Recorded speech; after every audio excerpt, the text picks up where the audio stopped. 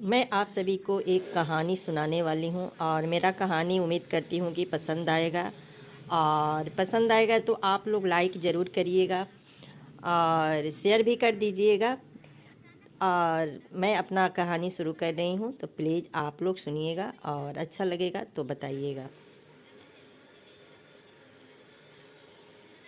जब मैं रात को घर पहुंचा तो मेरी पत्नी ने खाना बनाया। मैंने उसका हाथ अपने हाथों में लिया और कहा, मुझे तुमसे कोई ज़रूरी बात कहना है। वो शांत बैठकर खाना खा रही थी।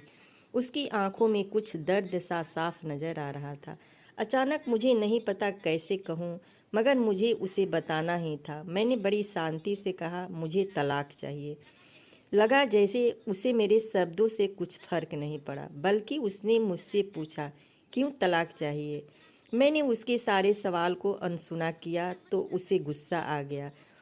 उसने चम्मच उठाकर फेंक दिया और ज़ोर से चिल्लाई, तुम इंसान नहीं हो। उस रात हमने एक दूसरे से बात नहीं की।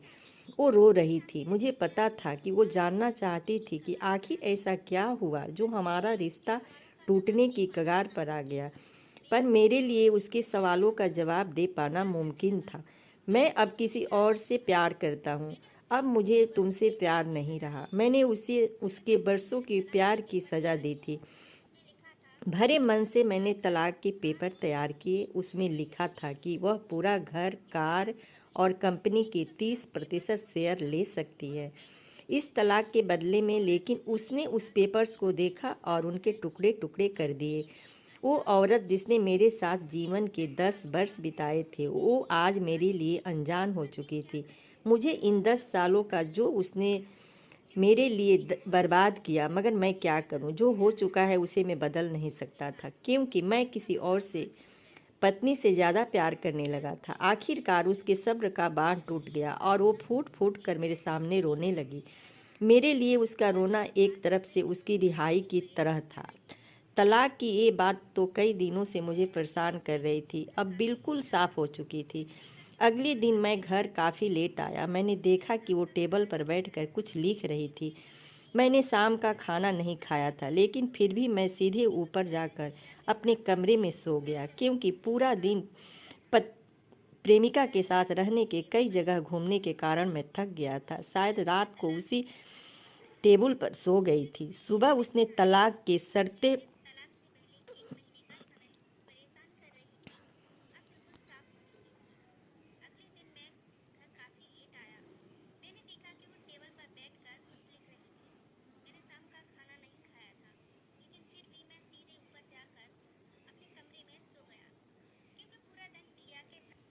सुबह उसने तलाक देने की शर्तें बताई। वो मुझसे कुछ भी लेना नहीं चाहती थी। उसे सिर्फ तलाक से पहले 1 महीने का समय चाहिए था। उसने आग्रह किया कि इस 1 महीने में हम दोनों वही पुराना वाला जीवन जिएं, जितना संभव हो सके, क्योंकि आने वाले महीने में हमारे बेटे की परीक्षा है। वह नहीं चाहती थी कि हमारे टूटे रिश्ते का प्रभाव उसकी पढ़ाई पर पड़े। मुझे भी यह ठीक लगा, मगर वो कुछ और भी चाहती थी। जैसे शादी के दिन मैं उसे उठाकर अपने शयन कक्ष तक ले गया था, उसी तरह हर रोज़ 1 महीने तक मैं उसे शयन कक्ष से उठाकर मुख्य द्वार तक ले जाऊं। मुझे लगा यह पागलपन है, मगर इन आखिरी दिनों को थोड़ा अच्छा बनाने के लिए मैंने उसकी यह शर्त स्वीकार कर ली। मैंने पत्नी को अपनी प्रेमिका के बारे में बताया तो वो ज़ोर ज़ोर से हंसने लगी। और उसे लगा मेरी पत्नी किसी भी तरीके अपना से तलाक होना तो तय है। मेरी पत्नी और मैं किसी से भी इस दौरान नहीं मिले थे, लेकिन उस दिन जब मैं उसे पहली बार उठाकर गेट तक लेकर गया तो हम दोनों काफ़ी अजीब महसूस कर रहे थे। पीछे से हमारा बेटा भी खिलखिलाकर खुश हो रहा था। अगले दिन यह काम थोड़ा सामान्य और आसान हो गया। वह मेरे सीने से लगी थी। मैं उसकी खुशबू महसूस कर रहा था। ऐसा लगा जैसे कई दिनों बाद मुझसे ये खुशबू मिल रही थी, या फिर कई दिनों से मैंने उसके होने का महसूस नहीं किया था।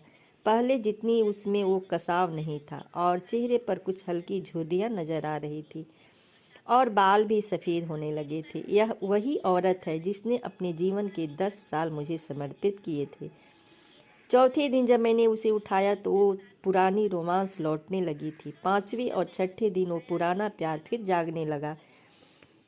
मैंने प्रेमिका को इस बारे में कुछ नहीं बताया था। अब उसे उठाना और आसान हो गया था। शायद हर रोज़ यह सब करने का मैं आदी हो गया। एक दिन वह अपनी पसंद की साड़ी निकाल रही थी, लेकिन कुछ खास नहीं ढूंढ पाई। उसने सांस भरते हुए कहा कि उसके सारे कपड़े बड़े पड़ने लगे हैं। तब मुझे पता चला कि वह काफ़ी दुबली हो गई है और इसलिए मैं उसे आसानी से उठा पा रहा था। मेरे दिल को एक झटका सा लगा। उसने अपने दिल में काफ़ी सारा दर्द छुपा रखा था। पता नहीं कैसे मैं आगे बढ़ा और इसके सिर को छू कर देखा। अचानक हमारा बेटा आया और बोला कि पापा, ये तो मम्मा को उठाने बाहर ले जाने का समय हो गया है। उसके लिए आपने पापा द्वारा मम्मा को इस तरह उठाकर ले जाते हुए देखना जीवन का अभिन्न हिस्सा बन गया था। मेरी बीबी ने हमारे बच्चे को बुलाया और जोर से उसे गले लगा लिया। मैंने अपना चेहरा दूसरी तरफ कर लिया। मुझे लगा कहीं मैं अपना निर्णय न बदल लूँ। मैंने अपनी पत्नी को रोज़ की तरह उठाया और बेडरूम से सिटिंग रूम लेते हुए हॉल तक लाया। उसने प्यार से अपने दोनों हाथ मेरी गर्दन के आसपास रख दिया। मैंने उसे जोर से पकड़ रखा था, बिल्कुल हमारी सुहाग रात की तरह, मगर उसका इतना कम वजन मुझे परेशान कर रहा था।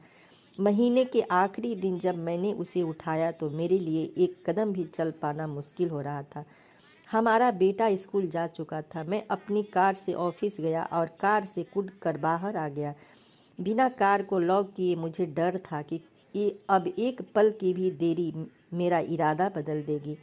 मैं ऊपर गया। प्रेमिका ने दरवाज़ा खोला और मैंने उससे कहा, सॉरी प्रेमिका, अब मैं अपनी पत्नी से तलाक नहीं लेना चाहता। उसने मुझे देखा और मेरे सिर पर हाथ फेर कर कहा, तुम्हें बुखार तो नहीं है? मैंने उसका हाथ हटाया और कहा, सॉरी प्रिया, अब मुझे अपनी पत्नी से तलाक नहीं चाहिए। हमारी शादीशुदा ज़िंदगी शायद हम दोनों के ध्यान न देने की वजह से बोरिंग हो गई थी, लेकिन इसका मतलब यह कतई नहीं कि हम एक दूसरे से प्यार नहीं करते। अब मुझे एहसास हुआ है कि जिस दिन मैं उससे शादी करके अपने घर लाया था, उस दिन से जीवन के आखिरी दिन तक मुझे उसका साथ निभाना है। प्रिया के होश उड़ गए। उसने मुझे एक जोरदार चांटा जड़ दिया मेरे मुंह पर। वह रोने लगी और दरवाज़ा अंदर से बंद कर लिया। मैं सीढ़ियों से नीचे उतरा और आकर अपने कार में बैठ गया। आगे एक फूल वाले की दुकान पर रुका और अपनी प्यारी पत्नी के लिए एक सुंदर सा गुलदस्ता लिया। दुकानदार ने पूछा कि इस पर क्या लिखना है। मैंने मुस्कुराते हुए कहा, मैं तुम्हें जीवन के आखिरी दिन तक यूं ही उठाता रहूँगा, मेरी अर्धांगिनी। उस शाम जब मैं घर आया, हाथों में गुलदस्ता लिए, मेरे चेहरे पर एक मुस्कान थी। मैं ऊपर अपने कमरे की तरफ भाग कर गया, लेकिन तब तक वह मुझे छोड़कर इस दुनिया से जा चुकी थी, हमेशा के लिए। वो कई महीनों से कैंसर से लड़ रही थी, लेकिन मैं प्यार के साथ इतना खोया हुआ था कि कभी ध्यान ही नहीं रहा। उसे पता था कि वह जल्दी ही मुझे छोड़कर जाने वाली है, इसलिए वह मुझे और मेरे बेटे के रिश्ते को टूटने से बचाना चाहती थी। मैं नीच उससे तलाक लेना चाहता था, लेकिन फिर भी उसने मुझे अपने बच्चे की नज़रों में एक प्यारा पति और पिता बना दिया था। जीवन की छोटी छोटी बातें रिश्तों में बहुत महत्व रखती है। घर, बड़ी कार और बैंक बैलेंस ये खुशियों का हिस्सा ज़रूर बन सकते हैं, मगर अपनों के बिना इनकी कोई कीमत नहीं। अगर यह कहानी पसंद आई हो तो लाइक करिएगा, शेयर करिएगा और कमेंट बॉक्स में कमेंट करके ज़रूर बताइएगा। धन्यवाद।